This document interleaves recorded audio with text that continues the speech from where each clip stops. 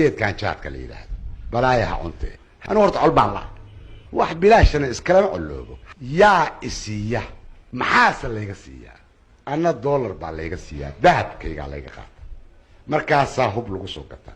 oo ciidan lagu dhistaa dadkaygana lagu jaraaya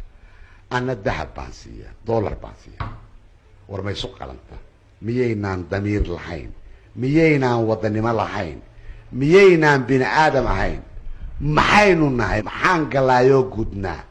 miyaynaan dhidi lahayn bal baaba kale oo sinagu sameeyay inaga daayo dhaqaalo iyo reer iyo mujtamac iyo qiimo iyo hufnaan adduunku baabashay wax kala weynba waxa weeye miyaynaan xoogaa xataa dhiiga lahayn qurmuunkaas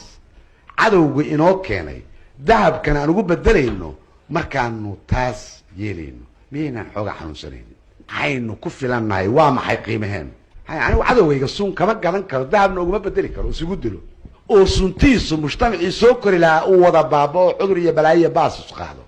oo fiqiir aan noqdo intaan wax tabcan lahaa maraan hurdo iyo maraan waxayga baabinahay noqdo oo lacagta adkaydo aan wax ugu soo gadan lahaa wax ku qabsan lahaa isagu iga qaato ma suura gasho arintaasu arrin qurmoon weyn loo baahan yahay dadkiina dhalinyarada ah jiilkiina wax cudur ku soo socda inaad iska xirisaaneen oo aad dagaal ka taagtaan oo aad ka hanuunisaan dadka foolxumadiisa iyo qurmoonkiisa haddii kaleeto shacbi bukaad ka mid noqon doontaan shacbi gunahaad ka mid noqon doontaan kaas iyo waxa la xiriiro leenkiisa oo isku mid weyn waa arrin aad u qalafsan oo ayan Soomaali dareemin oo madaxdeedu dareemin oo dhalinteedu dareemin oo ayooda baabi'in doonta oo lagu soo daayay loona tabcay weliba khiyaano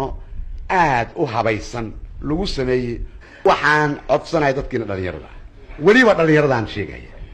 war mustaqbalkiinni ma dhowa haddaydan dagaal ku qaadin waad baabi'i doontaa arrinkaas geedkaas saas baan kaleeyahay haddee markaan anigu jaad ka hadlaayo khamrana maxaad welidaa marka kaba sii fakar sii durugsanay